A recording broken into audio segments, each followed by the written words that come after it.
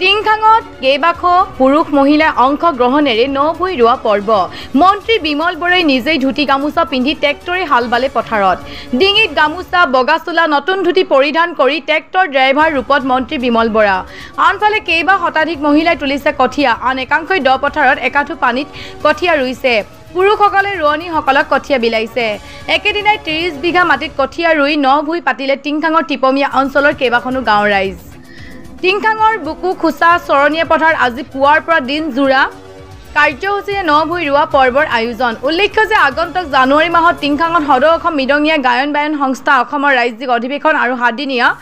অখণ্ড ভাগৱত পাঠ তথা শ্ৰী শ্ৰী আউনীআটী সত্ৰ সত্ৰাধিকাৰ বাহৰ অনুষ্ঠান আয়োজন কৰা হৈছে এই বৃহৎ অধিৱেশনখনলৈ আহিব লগা অতিথিসকলক আপ্যায়ন কৰিবলৈ এনেদৰে কৃষি কৰ্মত নিয়োজিত হৈছে ৰাইজ আয়োজক সমিতিৰ সভাপতি তথা অসমৰ সাংস্কৃতিক পৰিক্ৰমা মন্ত্ৰী বিমল বৰাই আজি এই নভুই অনুষ্ঠানত অংশগ্ৰহণ কৰি ৰাইজক উৎসাহিত কৰে সদৌ অসম মৃদঙীয়া গায়ন বায়ন সংস্থাৰ এখন ৰাজ্যিক অধিৱেশন আমাৰ সমষ্টিৰ এই টিপমীয়া ৰংচোৱাল ধোৱা পথাৰ কেচেৰিগুৰি কমাৰচুক বগাদাত পানীবিল বৃহত্তৰ অঞ্চলৰ ৰাইজৰ সহযোগত জানুৱাৰী মাহত অনুষ্ঠিত হ'ব আৰু এই অনুষ্ঠানৰ প্ৰতি লক্ষ্য ৰাখি সমগ্ৰ ৰাজ্যৰ বিভিন্ন প্ৰান্তৰ পৰা যিসকল ভকত বৈষ্ণৱ ইয়ালৈ আহিব তেখেতসকলক আপ্যায়ন কৰাৰ দিহাৰে আমাৰ এই কেইখন গাঁৱৰ ৰাইজ একত্ৰিত হৈ আমি এডোখৰ মাটি ভূমি খেতিৰ বাবে প্ৰস্তুত কৰি উলিয়াইছিলোঁ যাতে তাত আমি ধান ৰুই তাৰ পৰা উৎপাদিত খাদ্যৰে তেওঁলোকক আমি শুশ্ৰূষা কৰিব পাৰোঁ আৰু তাৰে পৰিপ্ৰেক্ষিতত আজি কেইবাশ আমাৰ ৰোৱনী আমাৰ কৃষক সকলোৱে মিলি ডেকা যুৱ বন্ধু সকলোৱে মিলি আমি আজি ভূঁই ৰোৱা কাৰ্যসূচী আমি গ্ৰহণ কৰিছোঁ যাতে আমি সেই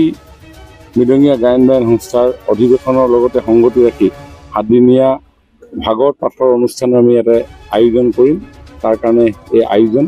মই আপোনালোকক জনাইছোঁ যে এই মৃদং বাদ্যবিধক প্ৰতিষ্ঠা কৰাৰ উদ্দেশ্যে মাননীয় মুখ্যমন্ত্ৰী ডক্টৰ হিমন্ত বিশ্ব শৰ্মা ডাঙৰীয়াই আমাক বিভিন্ন ধৰণৰ বিভিন্ন সময়ত পৰামৰ্শ দি আহিছে আৰু সেই পৰামৰ্শৰ ভিত্তিতেই মই নিজেই সাংস্কৃতিক মন্ত্ৰী হিচাপে অসমৰ মৃদং বাদ্যক শ্ৰীমন্ত শংকৰদেৱ কলাক্ষেত্ৰত সংস্থাপিত কৰি দেশ বিদেশৰ বিভিন্ন পৰ্যটকে যাতে মৃদঙক জানিব পাৰে তাৰ কাৰণে ব্যৱস্থা গ্ৰহণ কৰা হৈছে আৰু অন্যহাতে আমাৰ চৰকাৰে প্ৰতি বছৰে যি শিল্পী পেঞ্চন প্ৰদান কৰা হয় আৰু বাৰ্ষিক শিল্পী সন্মান প্ৰদান কৰা হয় যোৱা 3 বছৰ এই মৃদঙৰ লগত জড়িত হৈ থকা শিল্পীসকলকো সেই সন্মান আমি প্ৰদান কৰিছোঁ আমি শিল্পী পেঞ্চন প্ৰদান কৰিছোঁ আমি বাৰ্ষিক শিল্পী সন্মান প্ৰদান কৰিছোঁ যাতে তেওঁলোক উৎসাহিত হয় এই বাদ্যবিধৰ চৰ্চা প্ৰচাৰৰ ক্ষেত্ৰত আৰু এই বাদ্যক আমি নৱপ্ৰজন্মৰ মাজলৈ লৈ যাবৰ কাৰণে বিভিন্ন ধৰণৰ প্ৰয়াস আমাৰ অব্যাহত আছে আজি প্ৰায় 30 বিঘামান মাটিত